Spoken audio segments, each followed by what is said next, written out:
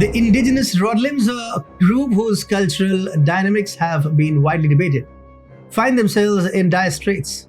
Facing mounting pressure in their homeland of Rodzolika, these individuals have had no choice but to seek refuge elsewhere. However, the Rodlims, while they may inspire sympathy, aren't exactly saints. In fact, some describe them as a turbulent group with a raw, untamed character.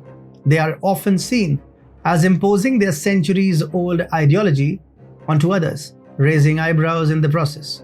Four notably hospitable realms, Rormoni, Rorance, Royli, and Roris, have graciously extended shelter to the Rodlims. These realms are renowned for their goodwill, even if it sometimes borders on naivety. Fast forward 7 years, the Rodlims now find themselves deeply entrenched in the new societies, yet they remain separate, living by their unique rules and standards. This has led to some unfortunate incidents. There are parts of these realms where Rodlims have carved out distinct enclaves. Instances of violence have emerged, unsettling the once peaceful inhabitants. Just a week ago, Rorance experienced a harrowing event when a large group of Rodlims caused havoc in the streets. Innocent people were attacked, women were violated, and valuables were stolen. The dust may have settled, but the question remains in the minds of the original inhabitants. Is this a new reality? Welcome to another riveting episode of Globetrotting for Gossip, your prime destination for intriguing tales from all corners of the globe. I'm Atul Mishra. Let's begin.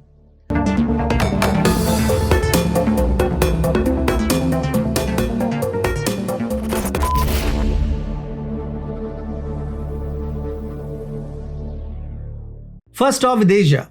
The new Barbie film starring Margot Robbie and Ryan Gosling about to get banned in Asia because the director seems to be a major fan of China's artificial 9-line theory. Vietnam is furious, the Philippines is angry, and so are most of China's neighbors. I have a quick fix. Fit in Winnie the Pooh somehow. Only China will be pissed, but the movie will be a super hit in the rest of the world. North Korea sends rockets in the sky. South Korea complains. US criticizes Kim Jong-un. Kim probably gets turned on by America's benign warning, so he sends a bigger rocket. South Korea wants to break out of this cyclical tragedy, so it is set to introduce an integrated defense system to counter hostile unmanned aircraft at key military and government facilities for the first time. You woke up late, South Korea. Congratulations for waking up. China has gone back to being an aggressive and arrogant asshole after being borderline nice for the last 2 years. Its economy is back on track, and so is its foul-mouthed diplomacy. It recently introduced a foreign relations law aimed at Western companies operating in China. The law's vague language has left foreign firms based in China on edge, wondering about the deteriorating relations between China and the rest of the world. Too cocky, China, too cocky. Only recently you were begging foreign companies to stay in China, make money while the sun shines. Otherwise, who knows which lab will start farting dangerous virus strains. On to Europe now. General Zaluzhny of the Ukrainian army has candidly admitted what many had suspected anyway. Ukraine's so-called counteroffensive is nothing but a farce, a feeble attempt at disguising their inevitable defeat. Dear good general, tie some rockets on your vertically challenged chubby-cheeked dictator and send him flying to Russia, because the spiteful son of a bitch will keep getting your mates killed.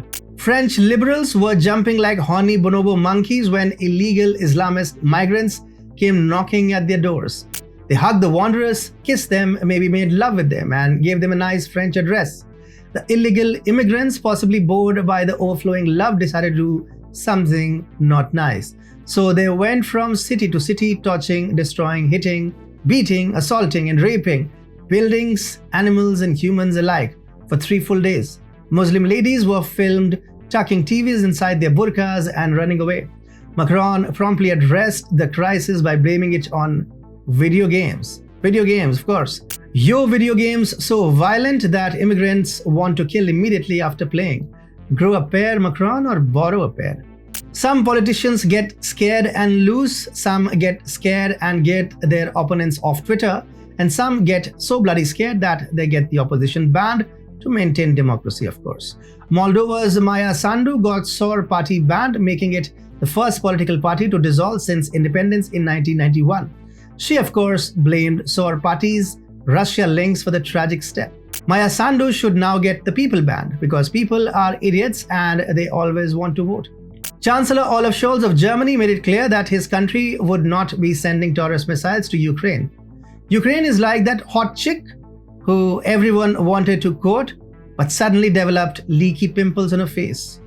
As a result, all her suitors now wish to maintain distance to avoid leaking any discharge. There goes my lunch.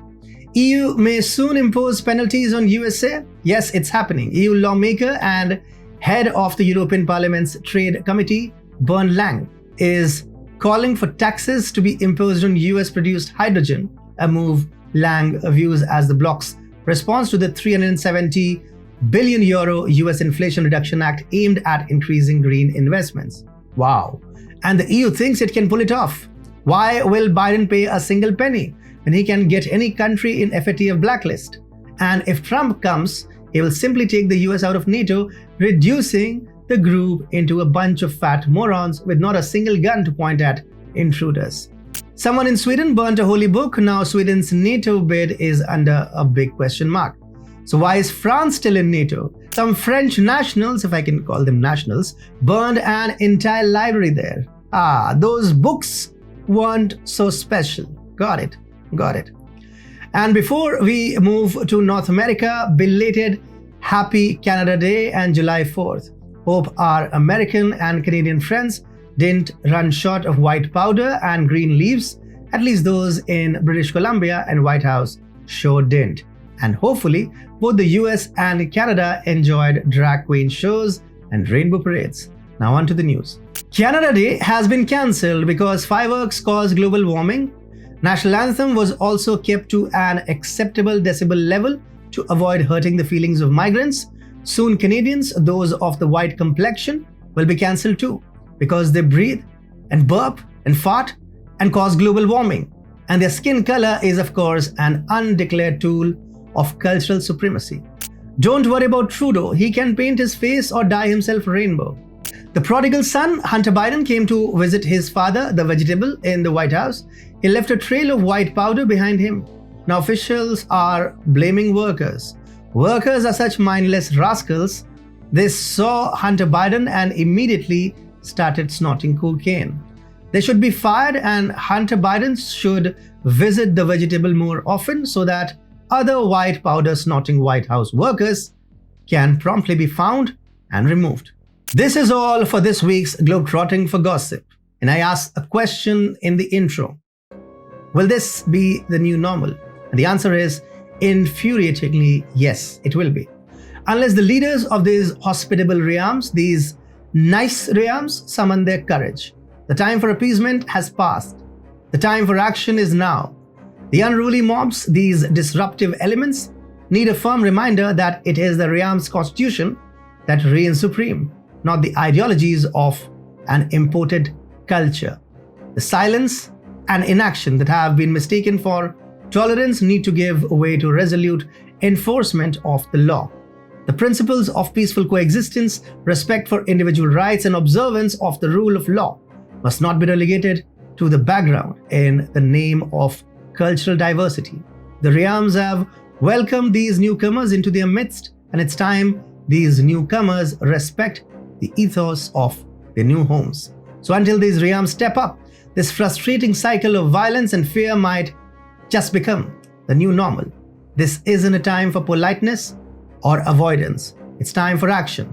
It's time for change. Stay informed, stay angry, and most importantly, stay engaged. Cheers.